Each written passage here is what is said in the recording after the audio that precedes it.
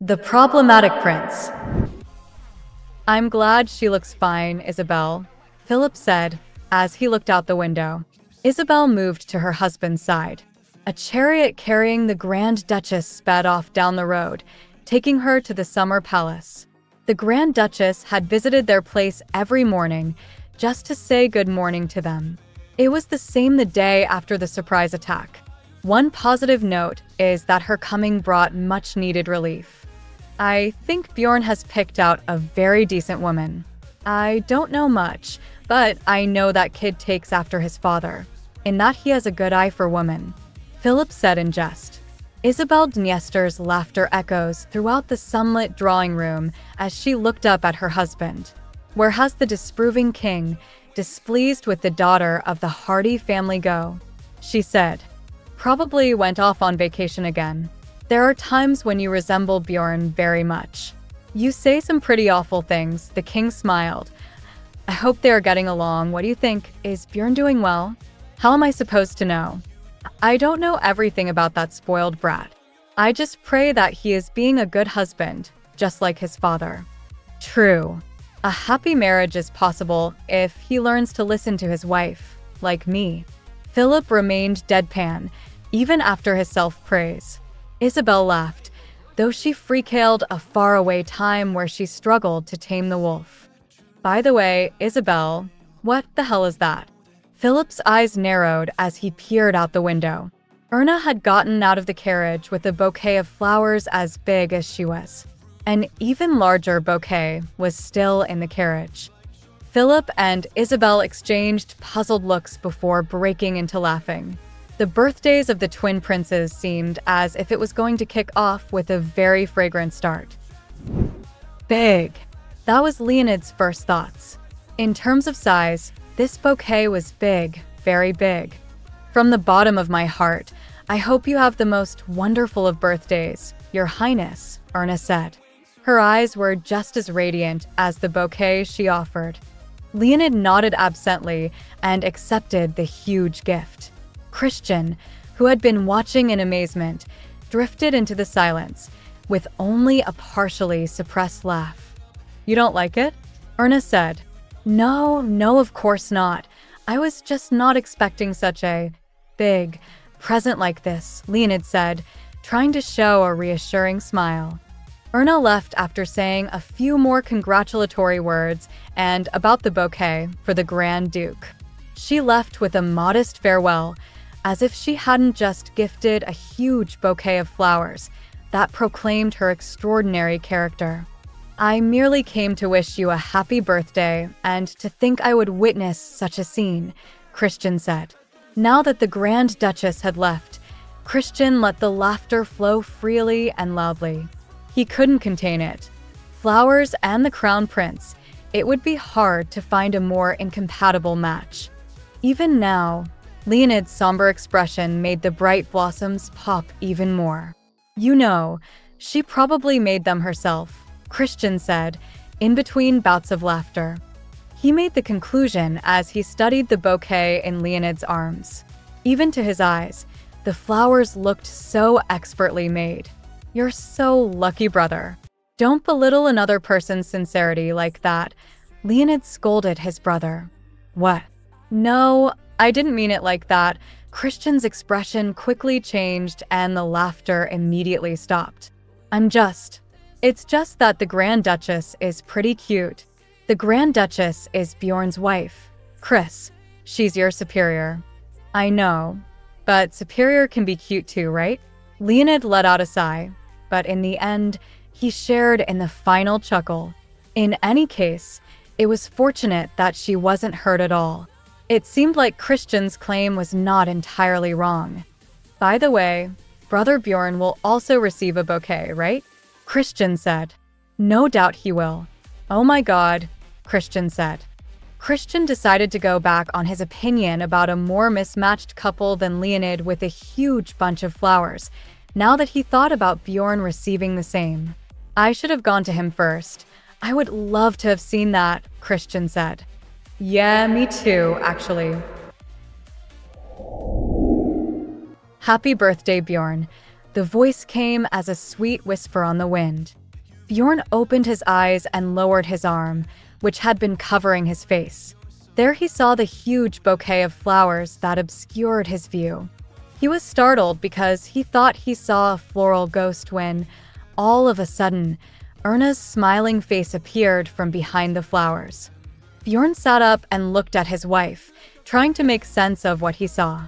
He was still groggy from sleep, but he was not dreaming anymore. "I made them myself, with flowers that bloomed this morning. I can tell," Bjorn said. The flowers smelled so sweet, and their color poured out without restraint. Even to Bjorn's half-awake eyes could see the skill with which his wife had put them together. "Don't you like them?" His Highness the Crown Prince did. "You gave some to Leonid?" Bjorn waved for her to come to him. She put down the massive present and stepped gingerly towards him before falling into his arms. "Yes, of course. It's his birthday too, but yours is bigger." Erna wore a very prideful look on her face. Seeing his wife talk about it like it was some kind of special privilege made him laugh. He decided not to tell her that he would have preferred her with a neat little ribbon tied around her nakedness. "Do you like it?" Erna asked again. Her smile returned, and she looked so beautiful. She was incredibly lovely to the touch, delivering both warmth and a pleasant aroma. Erna kissed him on the lips, and he was filled with a languid smile. The playful kiss, which had been soft on his, deepened shortly after. Bjorn closed his eyes as they embraced each other. He reached out and gently touched the back of her head, drawing her closer to him. She had gotten pretty good at kissing. He was sure that days like this would continue on for a long time, as long as she was Erna.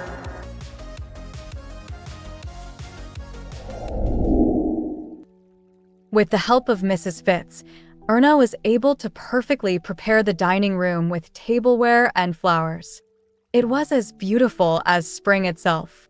After carefully examining the placement of the candle holders, the preparations were perfect. Erna then went to check with the chef, then hurried around to the hall where the guests would be coming to celebrate. "Don't worry, Your Highness. I can assure you that no one will find fault with the celebration," Mrs. Fitz's kept saying, as she followed Erna around like a shadow. "It's a little comforting to hear you say that, Mrs. Fitz," Erna said with a weak smile. The banquet hall was lit up with soft amber hues from elaborate chandeliers that reflected off the polished floor. Draped in front of the large, floor-to-ceiling, windows were cream-colored, silk curtains. Everything in the hall was picked out to match the beautiful spring garden. "I think we need to adjust the seating around the dinner table," Mrs. Fitz said. "No, I think I will wait a little longer," Erna said, giving it some thought. "Your Highness, you must make a decision." Mrs. Fitz looked at Erna desperately. It was nearly time for the banquet, and the Duchess Arsene had not yet shown up. She had a seat next to Bjorn, and if she didn't come, it would be empty. As soon as Mrs. Fitz was about to insist some more, the buzz of conversation in the hall suddenly became very quiet. All the guests were looking at the entrance. "Oh my God, I can't believe it," they were all whispering. "Grandma, you came?" Princess Louise said. The Duchess Arsene, who had brought about this big disturbance, marched across the room as if simply walking down the street. She ignored everyone and only looked at one person, the Grand Duchess. Grandma, you came," Erna said. She forgot about the people looking at them with their shocked faces. Duchess Arsene clicked her tongue at Erna's reckless behavior, but her eyes were softer than her before. "Well, you look normal for someone that was attacked by a lunatic. Erna, I only came to see how pathetic you'd become, but I see I've wasted my time." She spoke maliciously, and the people about them started to hiss with whispers. To their surprise, Erna simply laughed in the face of such brutal insults. "What's going on here? You didn't say anything to me, Mother," the Queen said. The Duchess gave the Queen a sullen look. "It was nothing to do with you, so there's no need to get bent out of shape about it." I am a guest of the Grand Duchess. Isn't that right, Erna? The Duchess looked at Erna, after glancing at Bjorn. The old woman's expression, which had always been cold and hard, turned into a smile. All eyes were turned to the Grand Duchess as the Duchess questioned her. Erna completely forgot her nervousness for a moment and smiled with secret conspiracies. Yes, Grandma, welcome. I am so happy that you came. All eyes were on the upright lady as she was shown to her seat. When the Duchess found out she would be sat next to Bjorn, expressed her blatant discontent with a deep frown. Knowing of the woman's great temper, the crowd waited for the outburst, like a coming thunderstorm. When the Duchess had found out that Bjorn was stepping down as Crown Prince due to an extramarital affair, it was said that she marched into the palace and slapped the prince, vowing never to speak to him again. The Duchess looked like she was about to turn and leave at any moment, but she obediently took her seat next to Bjorn. She calmly sat down, completely forgetting the years of enmity. Bjorn did not have much time to react. He had been engrossed in something and barely noticed how the crowd had gone completely silent. When he realized his grandmother was approaching him, he could do nothing but meet the woman's gaze. There was slight agitation, but neither of the two broke eye contact. "Don't you think you can fool me?" the Duchess had shouted so many years ago. Her shouts, as she stormed into the room, roused Bjorn. "Tell me the truth," she demanded, "and don't even think about lying to me. Why did you do it? For what reason?" Duchess Arsene refused to believe the truth. She was sure that Bjorn had thrown up a smokescreen to hide something and pressed him for the truth. "It's just who I am, Grandma," Bjorn had said. It was the only answer he was allowed to give. "Please accept it." It was the tears that stuck with Bjorn the most, seeing his grandmother cry as she swore to never speak to him again. It was for the good of the royal family and the nation. He pretended to be a martyr for a face cause, but now that he thought back on it, well, he wasn't sure anymore. Perhaps he was really just being selfish, but that was him. Even now, that fact didn't change. There was still nothing he could do about it. He couldn't tell his grandmother the truth, no matter how badly her heart had broken. He had been her favorite, and rather than having to face her, he was content with simply facing the contempt. "You seem well. At least, your wrinkles have improved a lot," Bjorn said with a laugh. "I'm very moved by your first words, after so many years." The Duchess replied to the joke with a laugh too. Isabelle Dniester stopped in the middle of the second-floor balustrade overlooking the Grand Hall. "Your first party is quite the success." She spoke the words of praise in a soft and warm manner. "Thank you, Your Majesty. It's mostly thanks to Mrs. Fitz's help." Strange. Mrs. Fitz said that this was all thanks to your indomitable effort. "I also heard that you had visited the Duchess Arsene every week to convince her to come as a present for Bjorn." "Oh, yes," Erna said shyly. "Thank you so much, Erna," Isabelle Dniester said, turning to face Erna. She didn't have high expectations for her daughter-in-law. She had been sure that Bjorn would never marry again, but Erna had changed his heart. All the queen had ever wanted was for her son to live happy and well. She didn't ask anything more of Erna, but she never thought the child would be such a gift. "I owe you a great debt," the queen said. "No, really, I liked visiting the Duchess. I almost felt like I was visiting my maternal grandmother every week in Beaufort. Bjorn's grandmother was kind to me. Now that you mention it, why didn't you invite the Baroness? It would have been nice if we had been together." "I wanted to, but my grandmother refused." Erna became visibly sullen. "Then why don't you go to Baden Street with Bjorn?" Isabelle suggested impulsively. She could understand, if only a little, why the Baroness would stay away from the city, so as not to become embroiled in scrupulous rumors too. "Really, may I?" Erna said in disbelief. "It would be nice to visit, But the Foundation Festival is soon and the summer season. Erna trailed off. Would you like to let go of all that worry? The absence of the grand ducal couple would not interfere with the festival or the summer social season. Isabelle smiled softly. She felt sorry for the child, who was placing her royal duties before her desire to visit Baden Street. It would be easy for her to endure the glares of those eager to find fault with the Grand Duchess. She let out a long sigh as she thought about the kind of pain Erna endured, to be compared to Princess Gladys in every detail and bear all the arrows of criticism directed at Bjorn. Forget about things for a while. Go and see your grandmother. Think of it as a gift from the king and myself, in return for the gifts you have given us. Thank you, Your Majesty. Thank you so much. Erna showed complete joy.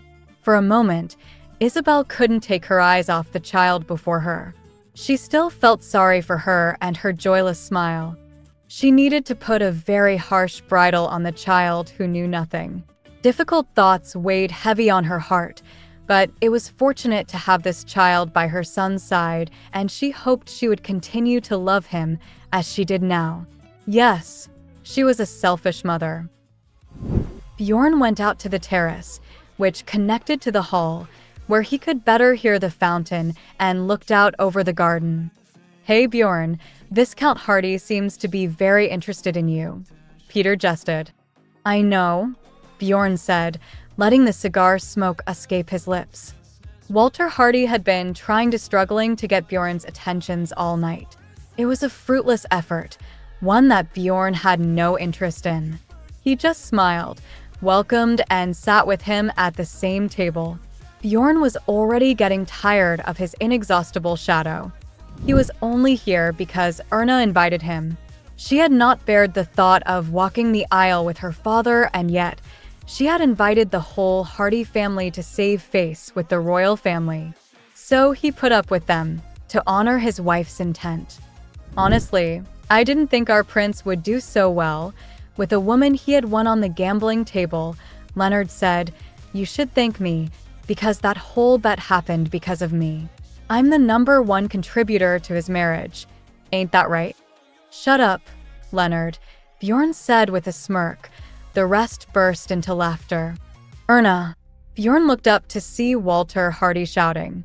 When Bjorn turned to look where Walter had been shouting, he saw Erna coming out onto the terrace. Walter was about to approach his daughter, pretending to be a doting father. Bjorn stood up without hesitation. Erna had been anxiously looking around, looked at Bjorn with relief softening her worry. Erna, Bjorn said. As he approached and called her name, Erna hurried over to his side. Bjorn held his wife's hand tightly, and he glared at Walter Hardy. Your Highness, you're here also." Walter's face went serval. "I was having a chat with my daughter, whom I have not seen in quite some time." Bjorn wished they were living in a more barbarous time, so that he could swat this insect away and no one would bat an eye. He would probably even be praised for the act. Bjorn grieved anew and forced a smile. "I see," Bjorn simply said, in his usual, nonchalant manner. "If you don't mind, I would really like to talk to my daughter." Just as he was about to tell the man to leave, Bjorn's attention was dragged away by Erna's sudden coughing fit. He noticed the cigar in Walter's fingers.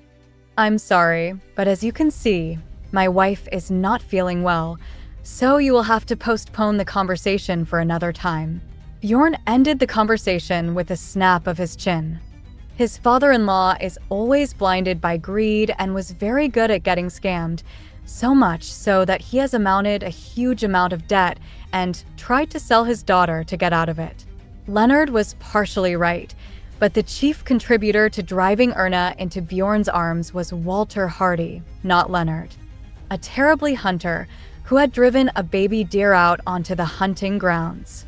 There was no reason why he couldn't show a little patience for such a worthy person. Bjorn left the terrace with Erna linked into his arms, leaving Walter Hardy to stare dumbfounded at their backs. Once they were down the last flight of steps, Erna stopped coughing, and although her eyes were watering and her nose was red, she still smiled. Bjorn, the queen said it would be okay to go and visit grandma with you. If you wanted? Do you want to go? Bjorn asked, even though he knew the answer. Yes, if you don't mind. Erna took a step closer to him. I won't take up too much of your time, okay? Erna's eyes became desperate as she took his prolonged silence as a rejection. He really liked those eyes. Beautiful, sparkling eyes that only stared at him. Erna, who cried and laughed all because of him. Bjorn readily admitted that he was enjoying this moment of petty control as he watched her. It was like he didn't have any regrets about the crown and was just happy here with this woman. It was funny even so. The fact that the marriage hadn't been that bad made Bjorn laugh. Bjorn smiled and nodded. The wind smelled sweetly of spring flowers, and then Erna laughed. The throne and the crown shone in her eyes brightly. She was his beautiful little kingdom. He leaned in and kissed her on her forehead, then the bridge of her nose, then eventually her lips. She shrank into his arms. Bjorn couldn't deny it. Everything had worked out in the end. He was the king of his kingdom, and he really loved it.